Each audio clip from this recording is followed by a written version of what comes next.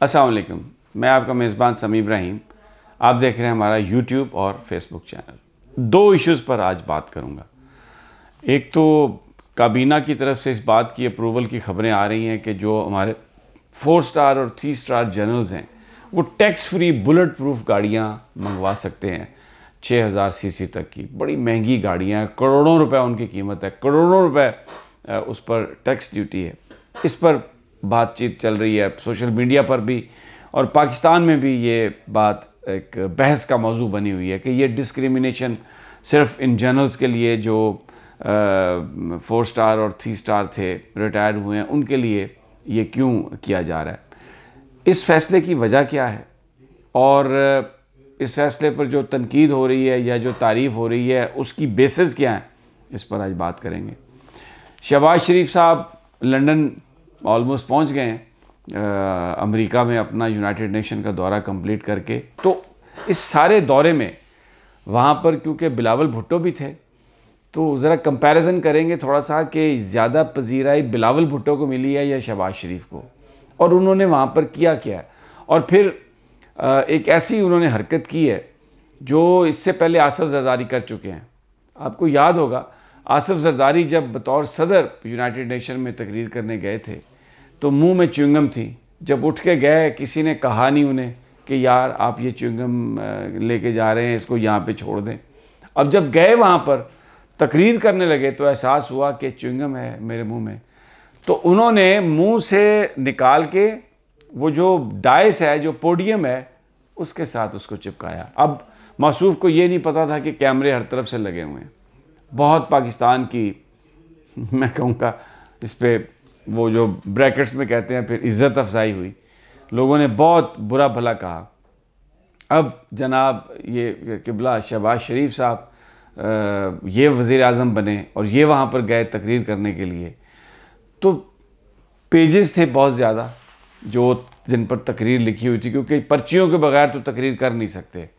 चले बंदा एक कागज़ पर नोट्स लिख के चला जाए और सब पता हो, नहीं, ऐसा तो है नहीं। ना इतनी काबिलियत है, ना इतना विजन है, ना इतनी विजडम है, ना ही पता है कि बात क्या करनी है, क्योंकि किसी प्रोसेस के नतीजे में तो आए नहीं है।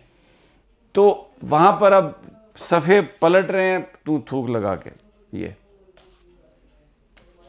तो ये अब आसिफ जरदारी के बाद पहले दुनिया के वज़ीर-ए-आज़म बन गए हैं जो थूक लगाता है सफ़ों को पलटने पर थूक लगाता है। वैसे पाकिस्तान में तो लोग यही कह रहे हैं कि इन्होंने पूरी कौम को थूक लगा दी है।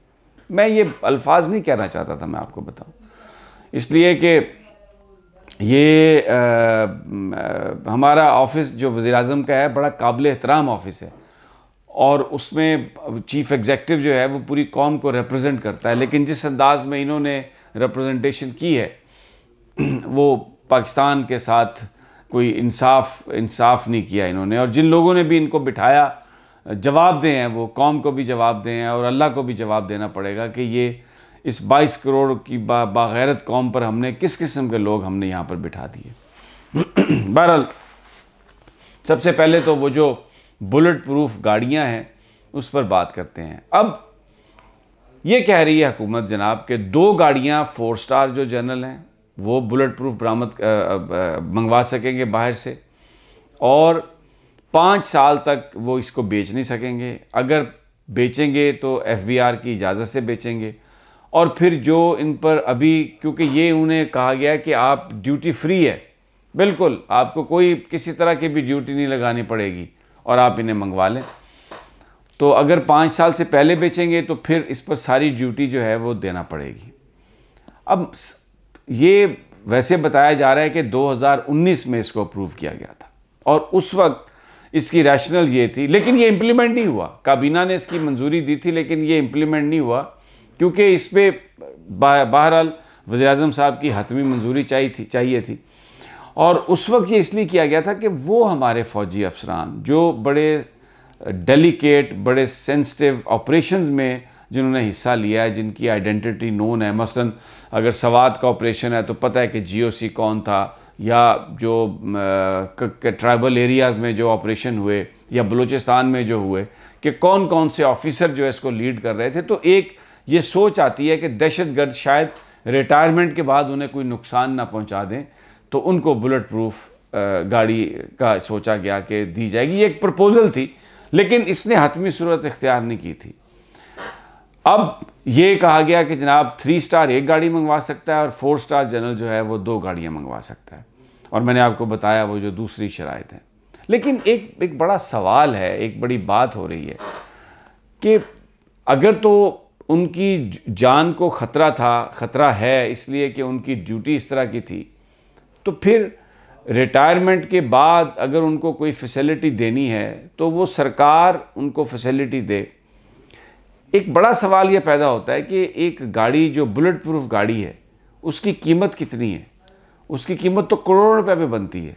और एक जो आर्मी जनरल है उसकी तनख्वाह कितनी है? किसी जनरल की भी आप लगा लें कितनी तनख्वाह है। अगर कोई 10, 12, 15 लाख रुपया महीने पे जिसके सारे उसके बेनिफिट्स हों, तो उससे वो जब रिटायर होएगा तो वो 20 करोड़ की या 30 करोड़ की या 15 करोड़ की 2 गाड़ियाँ, एक गाड़ी 15 करोड़ की तो 2 गाड़ियाँ मंगवा सकता है। 3 स्टार जनरल एक गाड़ी मंगवा सकता है। ये पैसे कहाँ से आए? फिर एक नेचुरली एक सवाल आता है ये कि ये पैसे कहाँ से आए? तो क्यों इस किस्म का कानून पास करके, इस किस्म की बात करके, ये जो हमारा जो एक ख़ास तौर पर हमारी फ़ौज का जो हमारे लोगों के जहनों में जो इमेज है वो बहुत ही पॉजिटिव है। ये हमारी लाइन ऑफ डिफेंस हैं। और एक बड़ा मैं इसकी एक मिसाल कंपैरिजन में करता हूँ। इमरान खान वो तो बड़ी बड़ी ताकतों को ललकार रहा है, और बहुत सारे जो रिलीजियस जो सो कॉल्ड अपने आप को कहते हैं वो भी उसके पीछे हैं। इमरान खान ने तो कभी किसी बुलेट प्रूफ गाड़ी की बात नहीं की कि हमें चाहिए या वो हमें उसकी ज़रूरत है। जो आदमी जो जिस यानी एक ऐसी डिस्क्रिमिनेशन ये की गई है, एक ऐसा इम्तियाजी सलूक किया गया। अगर फिर गाड़ियाँ मंगवानी हैं तो जो गली मोहल्लों में लोग लड़ रहे हैं, ये जो दहशतगर्दी का जो अफरीद है, ये तो नहीं है कि सिर्फ जो आर्मी है या जो पुलिस अफसरान है उन्होंने इसका मुकाबला किया है। बहुत सारे सिविल लोगों ने भी इसमें अपनी जानें दी हैं और उन्होंने बड़ी हिम्मत से मुकाबला किया उसका, और उनके ख़ानदान, कईयों के तो ख़ानदान पूरे के पूरे टारगेट बने हैं। लेकिन आप उनको कोई किसी तरह की फैसिलिटी ना दें, लेकिन 4 स्टार और 3 स्टार को आपने जो रिटायर हो गए हैं उनको आपने ये फैसिलिटी देनी है, उनको आपने ये रियायत देनी है। तो इससे एक डिस्क्रिमिनेशन का जो एक तासुर जो है वो उभरता है। और पाकिस्तान के लोग, पाकिस्तान की फ़ौज की, हमारे हाजिर सर्विस जो जर्नैल हैं या जवान हैं या जो रिटायर्ड हैं, उनकी बहुत इज़्ज़त है। लेकिन इस तरह के काम करके आप उनको अगर बिल्कुल इस तरह इम्तियाजी सलूक और उनको इतनी तरजीह देते हैं, और आप जैसे ये एक मजाक में ये बात बनी हुई है, यहाँ पर ये एक परसेप्शन है। लोग ये बात करते हैं जनाब कि वो जब परवेज़ मुशर्रफ साहब सदर थे या ज़ियाउल हक सदर थे तो वो कहते थे ये उसका पाकिस्तान है जो सदर पाकिस्तान है। तो खुदा के लिए ये इस तरह के जो काम हैं ये कोई नेक नामी या इज़्ज़त में इजाफा नहीं कर रहे। मैं कितने ISI के सरबराहों को हमने देखा है, हम जानते हैं, वो फिरते हैं आम गाड़ियों में। और ISI पाकिस्तान की एक ऐसी हमारी इंटेलिजेंस एजेंसी है जिसने 80 में रशिया को उन्होंने उनको हराया, और उसके बाद फिर ये अभी जो पीछे जो कुछ हुआ है उसमें CIA के साथ जो कुछ हुआ है, तो वो जो सरबराहान है उन्होंने तो कभी नहीं मांगा कि हमें गाड़ी चाहिए को बुलेट प्रूफ, वो आम गाड़ियों में फिर रहे हैं।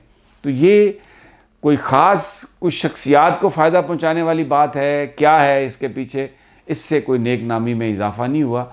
और ये एक सोशल मीडिया पर भी और यहाँ पर भरपूर अंदाज में एक बड़ी एक कैंपेन इस वक्त चली हुई है, जो कि अब ये कहा गया कि ये वज़ीर-ए-आज़म साहब उसकी अप्रूवल देंगे तो फिर उसके बाद फ़ैसला किया जाएगा। और FBR इसको अब इन्फॉर्मेशन रिलीज़ नहीं कर रही क्योंकि सोशल मीडिया पर इसकी बड़ी तनकीद शुरू हो गई है। देखें सोशल मीडिया क्या है, सोशल मीडिया आम आदमी है।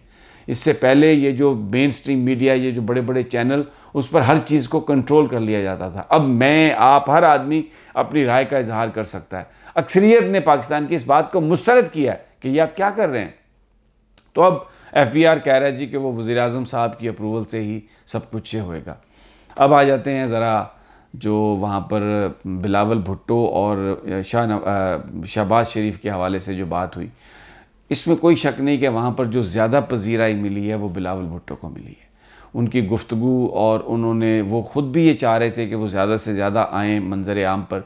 तो शहबाज शरीफ साहब जो हैं वहाँ पर टोटली वो, जैसे मैंने आपको बताया, सफ़ों पर ही थूक लगाते रह गए, और उन्होंने बहुत ही, उनका चेहरा जो था वो उतरा हुआ था, कोई बात नहीं कर सके, धड़ल्ले से पाकिस्तान का केस उन्होंने पेश नहीं किया, रवायती अंदाज में सिर्फ कश्मीर का नाम लेके ये कह दिया और कहा कि हम पीसफुल डायलॉग करना चाहते हैं।